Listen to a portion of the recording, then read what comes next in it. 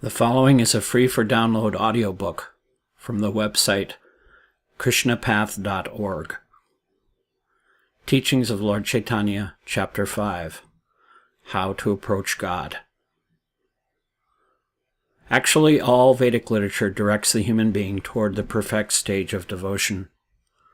The paths of fruitive activity, speculative knowledge, and meditation do not lead one to the perfectional stage, but the Lord actually becomes approachable by the process of devotional service. Therefore, one is recommended throughout the Vedic literature to accept the process of devotional service. Lord Chaitanya quoted in this connection a verse from the Srimad Bhagavatam 11th Canto, 14th Chapter, in which the Lord says, "My dear Uddhava, neither philosophical speculation nor yoga achievements nor penances can give me such pleasure as can devotional service practiced by the living entities." End quote. He can only be achieved by devotional service, and he is dear only to the devotees. If a person born in the lowest family of humanity is a devotee, then he becomes freed from all contamination. Devotional service is the only path by which to achieve the Supreme Personality of God. This is the only perfection accepted in all Vedic literature. As a poor man, upon receiving some treasure, becomes at once happy, so, when one attains to devotional service, automatically the pains of material existence are vanquished. As one advances in devotional service, one attains love of Godhead, and as he advances in the love for the Supreme, he becomes free from all material bondage. The disappearance of poverty and liberation from bondage are not, however, the end results of love of Krishna. Actually, the love of Krishna, love of God, exists in relishing the reciprocation of loving service. In all Vedic literature, one will find that attainment of this loving relationship between the Supreme Lord and the living entities is the function of devotional service. Our actual function is devotional service, and our ultimate goal of achievement is love of Godhead. Therefore, in all Vedic literature, Krishna is the ultimate center. By knowledge of Krishna, all problems of life are solved.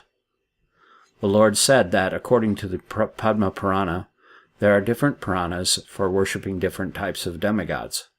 But such indications for worship only bewilder persons into thinking that the demigods are supreme. And yet, if the Puranas are scrutinized and studied, it will be found that Krishna, the Supreme Personality of Godhead, is the only object of worship. For example, in the Markandeya Purana, there is mention of Devi worship of the goddess Durga or Kali. But in that same Chandika, it is also stated that all these demigods, even in the shape of Durga or Kali, are different energies of Vishnu. Therefore, even the study of the Puranas will reveal Vishnu, the Supreme Personality of Godhead, to be the only object of worship.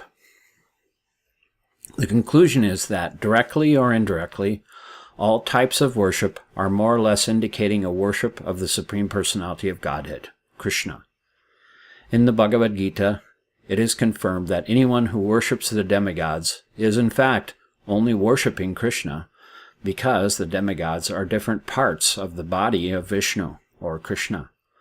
That such worship of demigods is really irregular is also clearly stated in the Bhagavad Gita. Srimad Bhagavatam confirms this by the question, what is the object of worshipping the different types of demigods? In Vedic literature, there are different divisions of ritualistic activities. One is called karmakanda, or purely ritualistic activities. Another is called upasanakanda, or speculating on the supreme absolute truth. What then is the purpose of the ritualistic sections of Vedic literature? And what is the purpose of different mantras or hymns indicating the worship of different types of demigods? And what is the purpose of philosophical speculation on the subject of the absolute truth? The Srimad Bhagavatam replies that all these different methods defined in Vedic literature indicate the worship of the Supreme Lord, Vishnu. They are all indirect ways of worshiping the Supreme Personality of Godhead.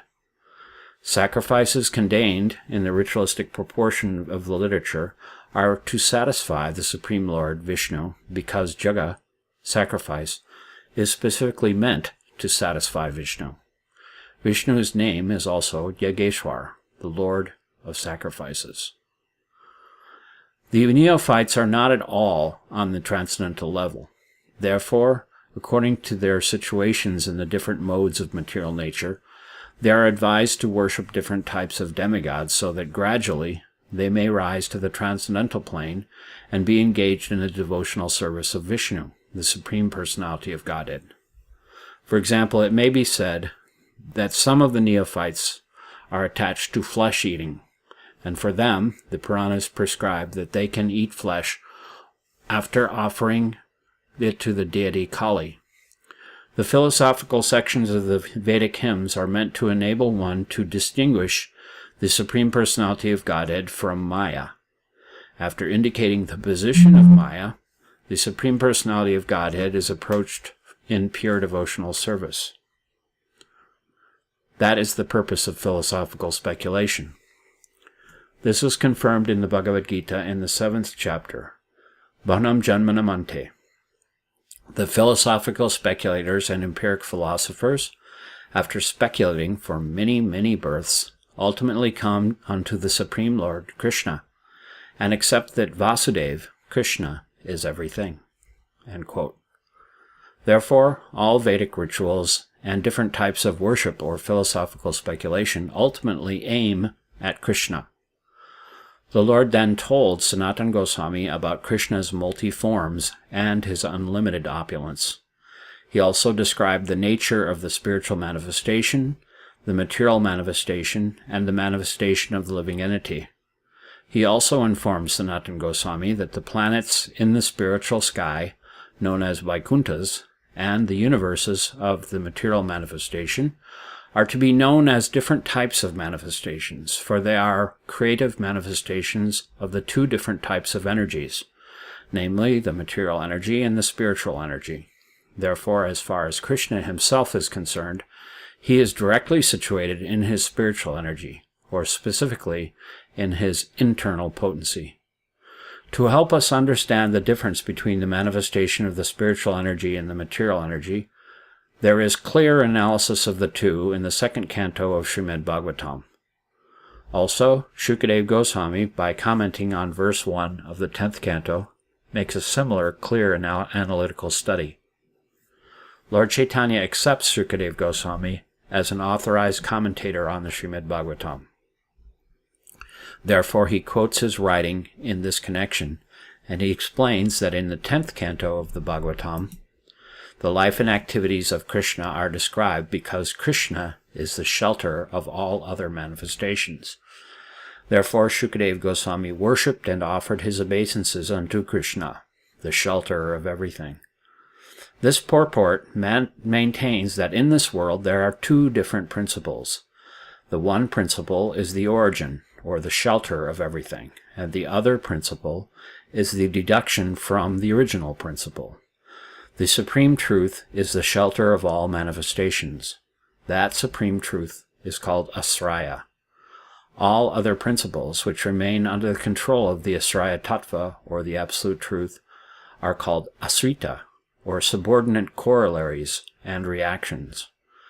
The purpose of the material manifestation is to give the conditioned soul a chance to become liberated and return to the Asraya Tattva, or the Absolute Truth.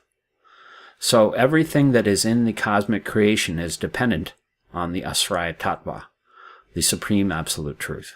As such, the creative manifestation, or Vishnu manifestation, the different types of demigods and manifestations of energy, the living entities, the material elements, everything is dependent on Krishna, the Supreme Truth. Srimad Bhagavatam indicates that everything, directly and indirectly, has Krishna as the supreme shelter. Therefore, the analytical study of Krishna is the perfect knowledge, as is confirmed in the Bhagavad Gita. Lord Chaitanya described the different features of Lord Krishna in the following manner, and asked Sanatana Goswami to hear attentively. He said that Krishna is originally the son of Maharaj Nanda, and he is the absolute supreme truth. He is the cause of all causes, and he is the origin of all emanations and all incarnations. Yet there, in Vraja, or Golok Vrindavan, he is just like a young boy. His form is eternal, full of bliss, and full of knowledge absolute. He is the shelter of everything, and he is the proprietor or master of everything. In this connection, Lord Chaitanya gives evidence from Brahma Samhita, 5th chapter, 1st verse, which states that Krishna is the Supreme Personality of Godhead, and his body is full of knowledge, eternal and blissful. He is the original person, known as Govinda, and he is the cause of all causes. Therefore, Krishna is the original personality of Godhead. He is full of all 6 opulences, and his abode is known as Goloka Vrindavan, the highest planetary system in the spiritual sky. Lord Chaitanya also quotes a verse from the Srimad Bhagavatam, 1st canto, 3rd chapter, in which it is stated clearly that all the incarnations described in that particular verse are either direct expansions of Krishna or are indirectly expansions of the expansions of Krishna. But the Krishna name mentioned there is the original personality of Godhead, and he appears on this earth and in this universe, or in any other universe, when there is a disturbance created by the demons, who are always trying to disrupt the administration of the demigods. To understand Krishna, there are 3 different processes: the process of empiric philosophical speculation, the process of meditation in the mystic yoga system, and the process of Krishna consciousness, or devotional service. Accordingly, in these different processes, number 1, by empiric philosophical speculation, the impersonal Brahman feature of Krishna is understood. Number 2, by the process of meditation or yoga mysticism, the feature of the Supersoul, the all-pervading expansion of Krishna, is understood.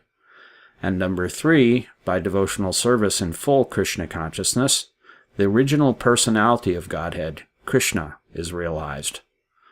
In this connection, Lord Chaitanya quotes first from the Srimad Bhagavatam, 1st canto, 2nd chapter, which states that those who are knowers of the Absolute Truth describe the Absolute Truth in 3 features. Some describe the Absolute as impersonal Brahman, and some describe the Absolute Truth as the localized, all-pervading Supersoul, and some know that the Absolute Truth is the Supreme Personality of Godhead, Krishna. In other words, Brahman, the impersonal manifestation, and Paramatma, the localized manifestation, and the Supreme Personality of Godhead are one and the same, but, according to different processes adopted, he is realized in different features: Brahman, Paramatma, and Bhagavan. Impersonal Brahman realization is simple realization of the effulgence emanating from the transcendental body of Krishna. We compare this effulgence of the transcendental body of Krishna to the sunshine. Just as the sun disk is there, the sun planet is there, and the sun god is there, and the sunshine is the shining effulgence of that original sun god. Similarly, Brahmajyoti, the spiritual effulgence, impersonal Brahman, is nothing but the personal effulgence of Krishna. To support this analysis, Lord Chaitanya quotes one important verse from Brahma Samhita, where Lord Brahma says, "I worship the Supreme Personality of Godhead, Govinda, by whose personal effulgence there is the unlimited manifestation of the Brahmajyoti, and in that Brahmajyoti, the impersonal manifestation of Krishna's bodily effulgence, there are innumerable universes, each full of innumerable planets." End quote. Lord Chaitanya further says that the Paramatma, the all-pervading feature situated in everyone's body, is but a partial manifestation or expansion of Krishna. But because Krishna is the soul of the soul, there he is called Paramatma, the Supreme Self. Lord Chaitanya now quoted a verse from Srimad Bhagavatam concerning the talks of Maharaj Parikshit and Shukadev Goswami. In that verse, it is understood that Maharaj Parikshit, while hearing about the transcendental pastimes of Krishna in Vrindavan, inquired from his spiritual master, Shukadeva Goswami, as to why the inhabitants of Vrindavan were so much attached to Krishna. To this question, Shukadeva Goswami answered that Krishna should be known as the soul of all souls. He is the soul of all individual souls, and he is also the soul of the localized Paramatma. He was acting just like a human being to attract persons to him and to show that he is not formless. He is as good as other living beings, but he is the supreme, and other living beings are all subordinate to him. All living beings can therefore enjoy spiritual bliss, eternal life, and full knowledge in his association. Lord Chaitanya also quotes a verse from Bhagavad Gita, in which the Supreme Lord speaks to Arjuna about his different kinds of opulences, saying that he himself enters into this universe by one of his plenary portions, Garbhodakshayi Vishnu, and he also enters into each universe as the Kshirodakshayi Vishnu, and then he expands himself as Supersoul in everyone's heart. Therefore, he says, if anyone wants to understand the Supreme Absolute Truth in perfection, he must take to the process of devotional service in full Krishna consciousness. Then it will be possible for him to understand the last word of the Absolute Truth.